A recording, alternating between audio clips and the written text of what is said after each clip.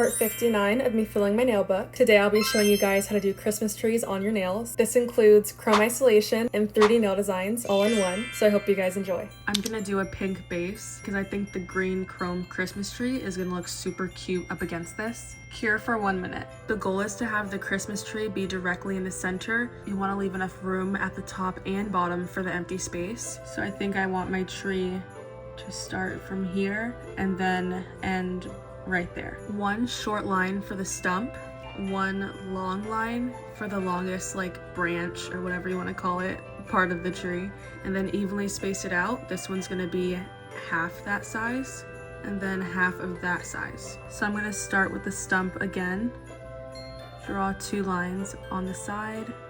This is a rough outline, doesn't have to be perfect. Then from the top, connecting to that first line, from this point, connecting to that second line, then from this point, connecting to that third line. I'm connecting it using this halfway marker right here. You don't want to connect it from the end. And then repeat the same on the other side. Now just fill the entire thing in. This again does not have to be perfect because we're going to clean it up after we fill this in. So you want the bottom to be straight, so I am cleaning up that, and you want the top to have a little curve to it. I'll do that for all of them. Straighten it, then curve. Cure for 1 minute. Now for chrome isolation, this is what I use. Gonna apply an even layer and then cure for 1 minute. Now I'm gonna use some clear builder gel. This kit came with this nice scooper tool so I can get it out really easily. Gonna use it to roll it out kind of like in a tube shape. Then cut it off about there and place it on that line. And then use the angled tool to create marks in it. Cure for 30 seconds. Repeat that step for the next one. The goal is to angle it outwards. And then when you get to the middle, switch it to the other side.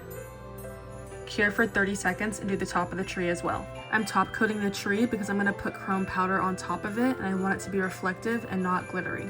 Cure for 30 seconds. Gonna put a good amount on the applicator and then work it into the entire design. Make sure to get all the sides too. Now that the chrome's on, it should only stick to the design and you can wipe it away from the background.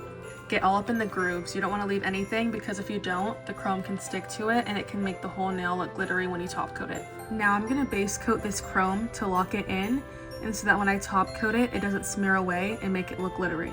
Cure for 30 seconds. This is a white texture polish that I'm using for the snow. Gonna apply it kind of messily. I'm focusing it on the corners and then bringing it towards the center, making it a little bit splotchy as I go. Cure for 30 seconds. I'm gonna use this rhinestone kit for the decorations. Gonna put a star at the top.